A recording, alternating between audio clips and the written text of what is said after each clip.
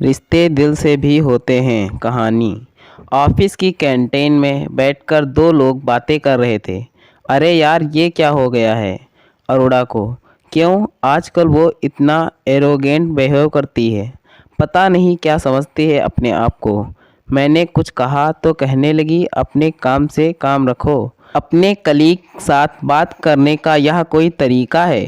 पहले आदमी ने कहा, अरे भाई, लगता है तुम्हें पता नहीं है कि 2 महीने पहले ही तो उसका तलाक हुआ है। डिप्रेशन में होगी बेचारी, इसलिए ऐसा बर्ताव करती है।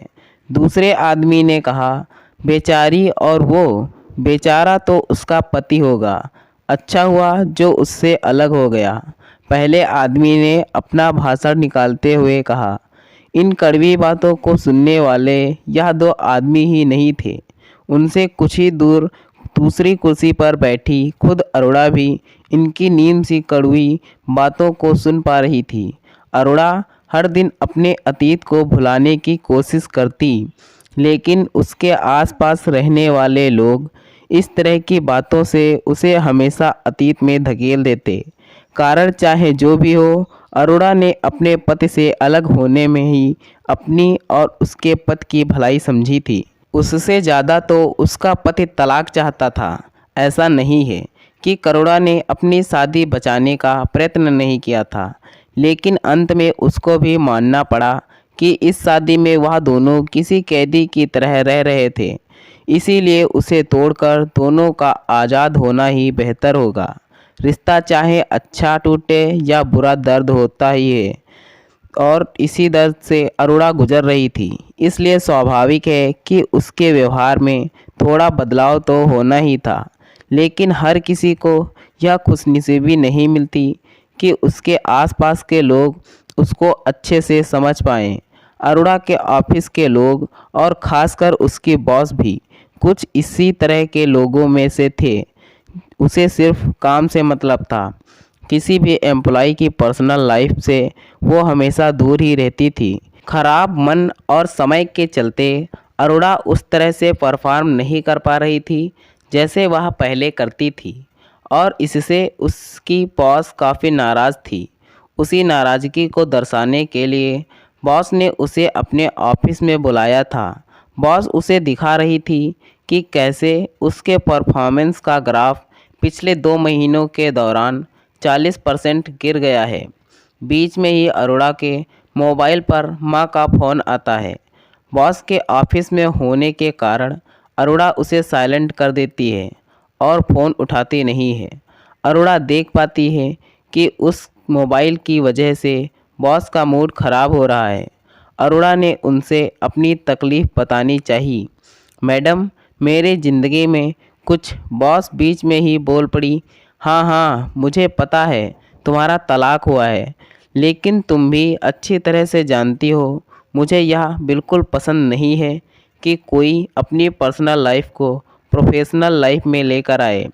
बॉस अपनी बात पूरी कर पाए उससे पहले ही अरोड़ा का मोबाइल फिर से बजा, और इस बार शायद ज़रूरी काम हो सकता है सोचकर अरोड़ा ने फ़ोन रिसीव कर लिया। मैडम से एक्सक्यूज़ मी कहते हुए साइड में जाकर धीमी आवाज़ में माँ से कहने लगी, माँ, मैं बॉस के साथ मीटिंग में हूँ, 10 मिनट में आपको कॉल करती हूँ। तभी माँ दूसरी तरफ से बोल पाई।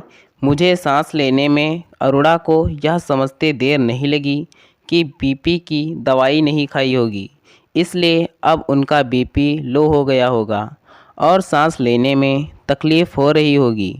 पहले ही गुस्से में बैठी बॉस अरोड़ा को अपने अनप्रोफेशनल बर्ताव के लिए खरी खोटी सुना रही थी, और ऊपर से ऐसी परिस्थिति कि अरोड़ा को इस मीटिंग को तुरंत छोड़कर जाना पड़े। अरोड़ा ने वही किया जो उसे करना चाहिए था। वो अपने बॉस को सॉरी बोलकर तुरंत माँ की हेल्प करने दौड़ पड़ी, ये जानते हुए भी कि शायद इसके परिणामस्वरूप उसकी नौकरी भी जा सकती है।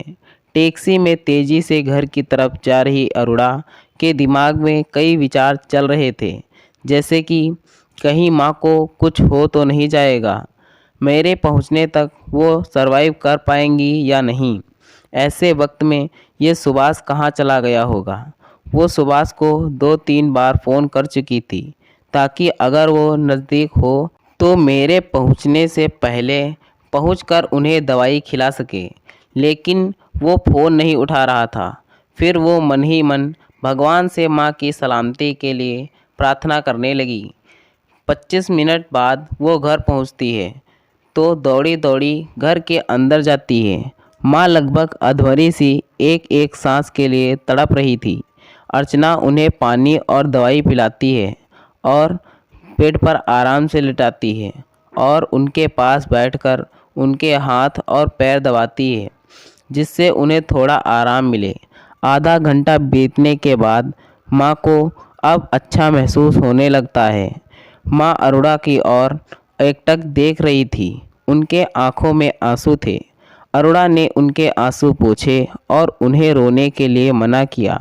माँ ने कांपती हुई आवाज़ में कहा, अरुणा आज तुम नहीं आती तो शायद मैं। अरुणा ने उनके मुंह पर हाथ रखते हुए कहा, कैसे नहीं आती? माँ तकलीफ़ में हो और बहू ना आए, ऐसा हो सकता है भला?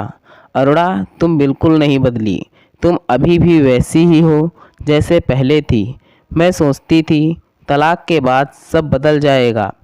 माँ ने अपने मन की बात अरुणा को बताई।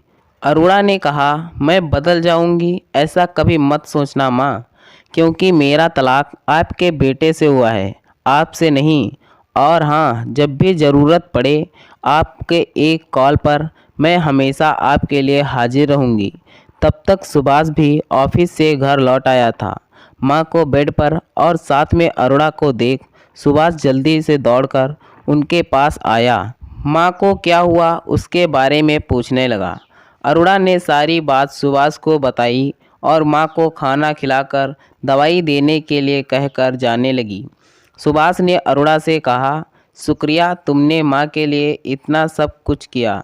अरुणा जाते जाते सुभाष से कह गई, कुछ रिश्तों के नाम नहीं होते, लेकिन कुछ रिश्ते दिल से भी निभाए जाते हैं। तो दोस्तों, यह थी हमारी आज की कहानी। अगर यह कहानी आपको पसंद आई है तो कृपया इसे लाइक करें और कहानी पर अपनी राय देने के लिए इसमें कमेंट करें। दोस्तों, ऐसी ही और कहानियाँ सुनने के लिए हमारे चैनल को सब्सक्राइब करें। धन्यवाद दोस्तों। Thanks for watching this video.